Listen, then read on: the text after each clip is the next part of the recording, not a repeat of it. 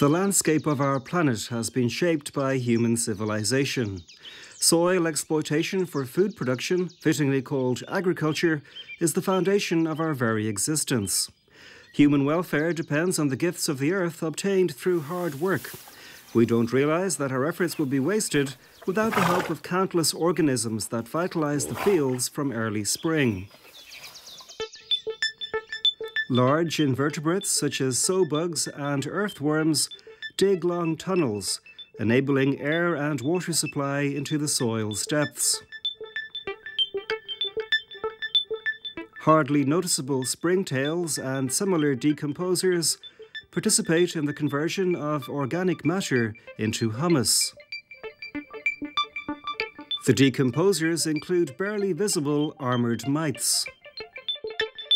Soil also harbours predators like spiders, several kinds of beetles, and ferocious-looking centipedes. All of them contribute to the maintenance of ecological balance in the perpetual cycle of life. With the aid of these unnoticed assistants, we harvest our bread. However, some organisms take advantage of crop monocultures and attack them en masse. Maize, the crucial cereal in many countries, is often seriously damaged by the caterpillars of the European corn borer. In addition to the mechanical damage, the caterpillars facilitate the spread of fungi that produce dangerous mycotoxins. This film shows how such damage is prevented in the genetically modified Bt maize that contains a single gene from the soil bacterium Bacillus thuringiensis. Our story begins in early spring. When nature awakens from the ice shroud and puddles from melting snow dry, the first greens appear and the field calls the farmer to work. Soil rested after the winter and spun by small, numerous and diverse helpers receives the seeds of maize.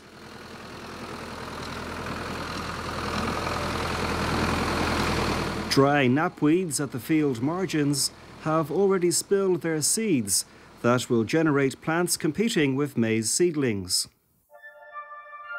However, some knapweed seeds have been devoured by the larvae of fruit flies that regulate weed proliferation. In the springtime, fruit fly larvae form puparia from which adult flies emerge. Not all will accomplish this metamorphosis.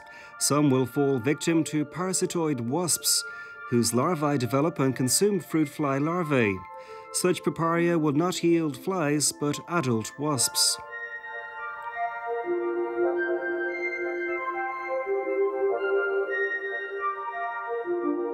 Nettles are among the first plants that sprout in spring, sometimes near field margins. They grow fast and provide food to a number of animals. The eggs of the small tortoiseshell butterfly are stacked in conspicuous towers. A new caterpillar is getting ready to be born by biting the egg shell. Caterpillars from one clutch of eggs hatch simultaneously and stick together for some time.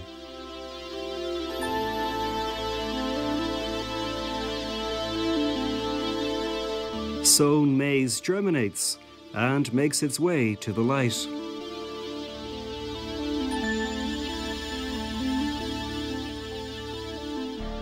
Finally, the rows of maize plants can be recognized, the first harbinger of the future harvest. Weeds have been killed by herbicides and virtually no animals are seen on the surface. By contrast, the underground is steaming with life. At sunset, many of its inhabitants visit the soil surface. Predatory centipedes and ground beetles search for prey, while earthworms seek decaying plant residues. Before sunrise, they rush to underground crevices that provide protection against desiccation. Maize seedlings must resist drought and the increasing onslaught of herbivores. Aphids are among the first to fly in, exclusively females that will give birth to several daughters every day. Newly born daughters already carry embryos, and will deliver their progeny within a week. No males are needed. They will appear only in the autumn. A high birth rate generates aphid colonies.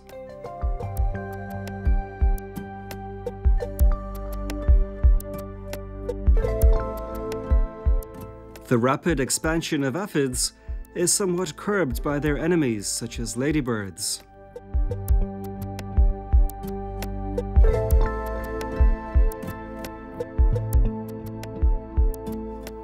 Maize growth in spring is restrained more by weeds than by aphids and other herbivores. Sorrel, dog fennel, and twitch grow very quickly. Weeds curb maize growth, but provide food to a number of animals and adorn the landscape. The common dandelion provides nectar and pollen to bees and many others, such as this sawfly. Fields deprived of weeds support the rapid growth of maize. Weeds survive only in the fallow field margins.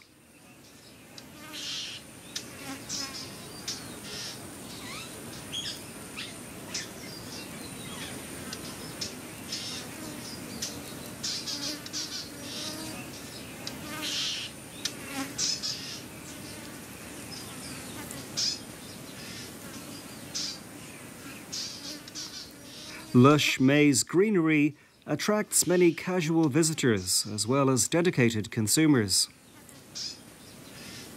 Many casual visitors are attracted by the honeydew excreted by the aphids. Such insects include soldier beetles, various flies including crane flies, and various other insects.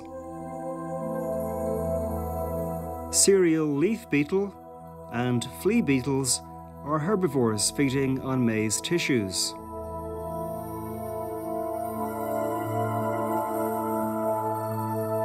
The cereal leaf beetle seems to enjoy the food. Click beetles develop as underground larvae feeding on roots. A rapidly spreading immigrant, the Iberian slug, feeds and can cause damage both above and below ground. The greatest maize pest, the European corn borer, emerges from the old maize stalks hidden from sight. The inconspicuous moths fly to the maize plants. Some of them perish in spiders' webs or are caught by predatory insects or birds. But there are enough survivors to look for suitable sites for egg laying. Eggs are deposited on the maize leaves. Moths do not discriminate between standard and BT cultivars. Miniature egg parasitoids, trichogramma, inspect the positions and age of ECB eggs. The parasitoid deposits its egg into a carefully chosen ECB host egg. Parasitoid larva has consumed the host embryo and undergone transformation into pupa and finally adult.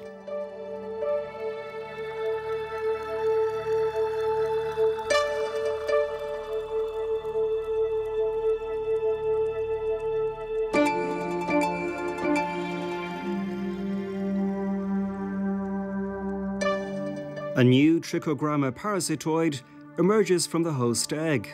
After a short rest, it becomes ready to infect other eggs of the moths. Trichogramma parasitoids are widespread but sparsely distributed in the wild. Their laboratory breeding and subsequent release in the field is an effective but expensive biological control of the corn borer. Caterpillars that hatch from the healthy eggs of the European corn borer seek suitable places for boring into the maize plant. Initially, they often feed in the fluorescence, where they spin protective silky tubes containing larval pellets. Male inflorescence on top of the stalk pours copious amounts of pollen that's carried by wind to the sticky stigmas of the female flowers below.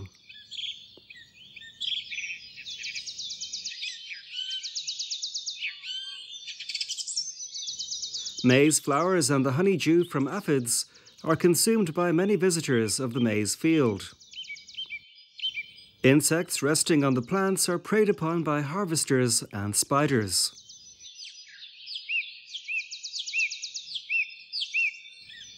A number of insects suck on the plant saps, like this green shield bug.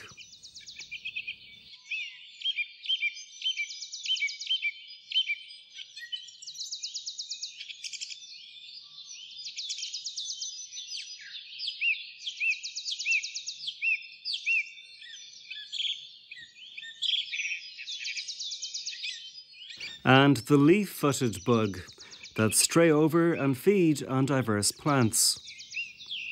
Tiny thrips, also known as thunderflies, are common on diverse plants. Their population on maize grows rapidly in the summer months. Fortunately for the maize plants, these and other sapsuckers fall victims to predators. Wingless aphids continue their uninterrupted series of parturitions until somebody terminates their life.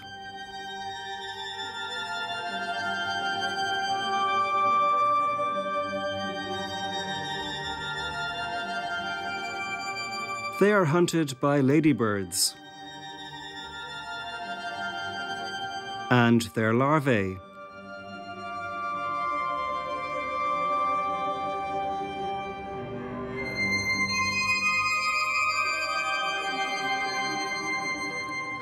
They can suck out an aphid equivalent of their body weight daily. They compete with other aphid hunters.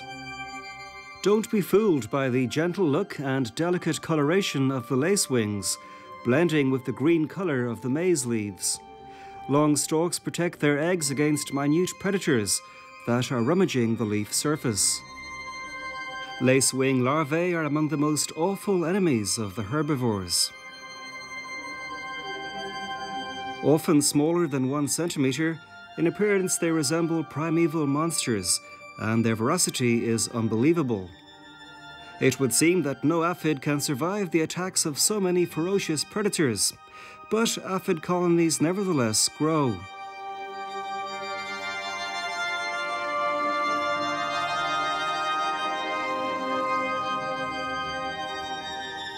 The expansion of aphid colonies is also curbed by tiny parasitoids that lay eggs into the aphids.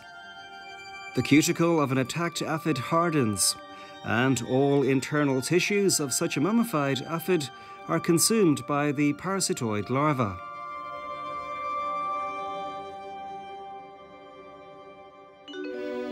Whole parasitoid development is completed inside the mummy.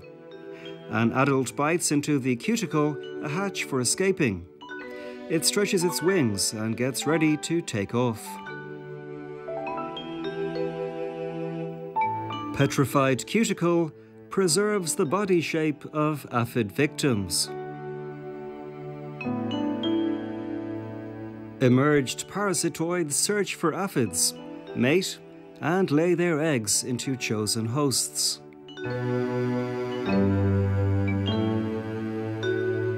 Assemblies of mummies testify to their proliferation.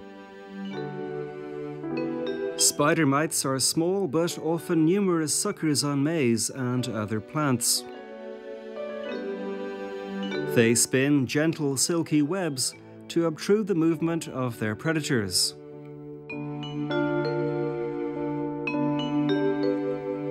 Webs are no serious obstacle to the flower bugs, a 3-millimeter giant in this world of dwarfs. Flower bugs suck out one egg after another, and catches also spider mite larvae and adults to meet the same fate. When inconspicuous cobs develop on the maize plants, the field margins blaze with weed flowers, such as this sky blue knapweed. It provides nectar and pollen to hoverflies and other insects. Adjacent knapweed of another kind provides food to a peacock butterfly. Flowering knapweeds also attract certain fruit flies. This female uses her smell and touch to attest that her progeny can be consigned to this particular flower bud. The fruit fly then deposits her eggs into the pollinated ovaries. Hatched larvae gradually consume the whole ovary interior. They reach their final size when healthy ovaries yield seeds. Fully grown larva fills all the space that's normally occupied by the seed. In this secure hide, it survives winter to emerge next spring as a pretty fruit fly adult. However, now it's summer and food is abundant for all. Caterpillars of the small tortoiseshell butterfly are specialized feeders of nettles. Upon feeding termination, the larva wanders around in search of a suitable place to pupate. The pupa of this species is glaring, but easy to overlook in the natural habitat. A butterfly emerging from the pupa flies away in search of nectar. Only hard pupal cuticle, that was cast away as exuvia, will for some time persist as a reminder of the miracle that occurred right here. In the second half of August, maize is about to reach its final size. The stand of maize with numerous cobs in the milky ripening stage promises a rich harvest. Tall plants are firmly anchored in the soil with their aerial roots.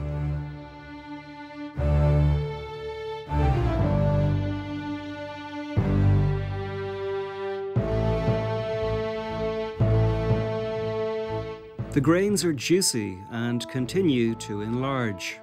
In rare cases, they suffer by smut infection that deforms the cob, though losses on overall yield are small.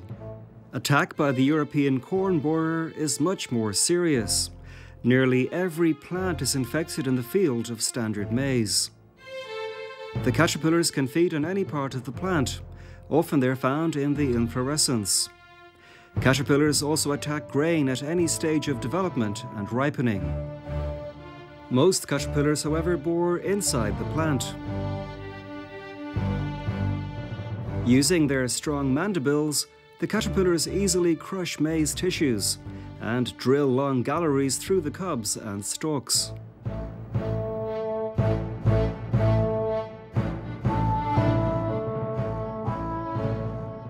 The covert way of life protects them from predators like ground beetles.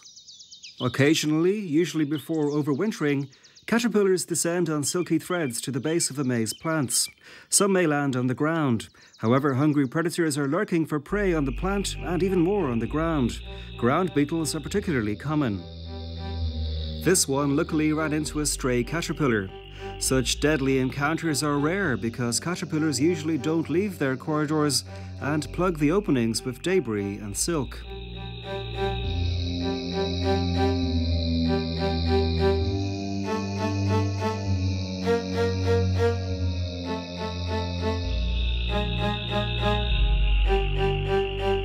Maize tissues damaged by the caterpillars of the European corn borer and polluted with their feces are prone to infection by fungi, notably Fusarium, which endangers man and animals by the production of dangerous mycotoxins.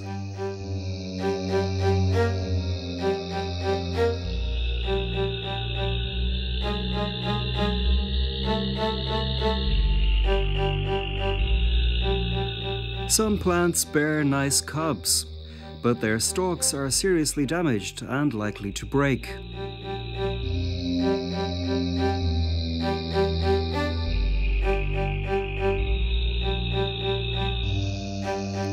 By the end of summer, most caterpillars descend through long galleries to the plant base. They often spin a loose cocoon for overwintering in their tunnels, made in the maize stems. Pupation will occur and adult moths will emerge next spring, in synchrony with the sprouting of new maize plantation. More than half the plants in this maize stand were damaged mechanically or by fungal infection.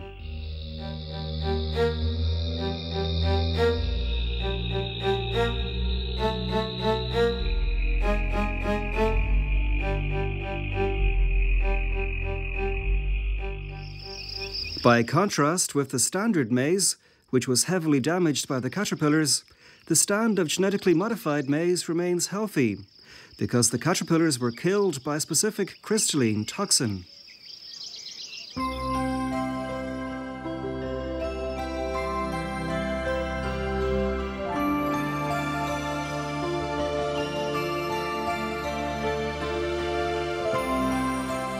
Large and undamaged cobs of the modified maize demonstrate full protection against the European corn borer.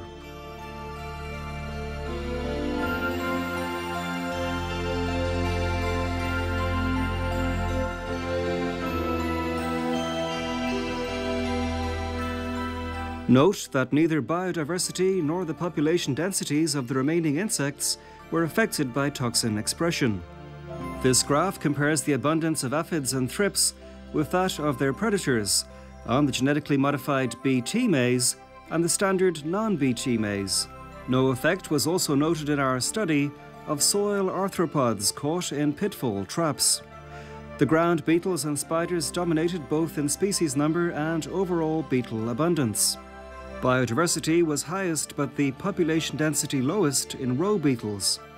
It's justified to say that arthropod communities in the maize field were not affected. The vegetation period of this maize generation is approaching an end. A cutter is used to shred maize to tiny pieces for silaging. Maize stalks are submissively stooping to be swallowed by the cutter bar. Chipped plants are transported to the silage tanks.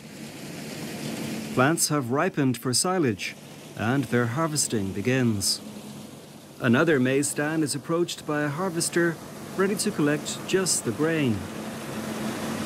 The cobs are separated and the grain is threshed out.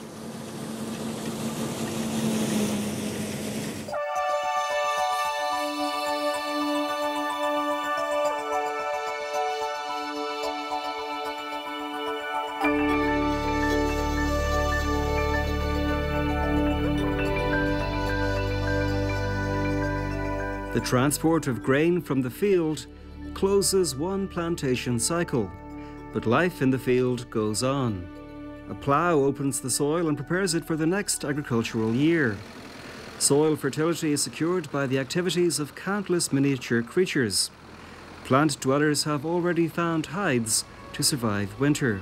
Fully grown caterpillars of the corn borer hibernate in the bottom parts of the maize stalks that were left in the field after the harvest of standard maize. No caterpillar survived in the BT maize. This will facilitate the control of this pest next year.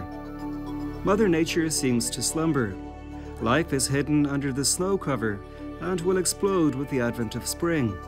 Human activities determine whether the diversity of living forms survives to support the continuation of agriculture.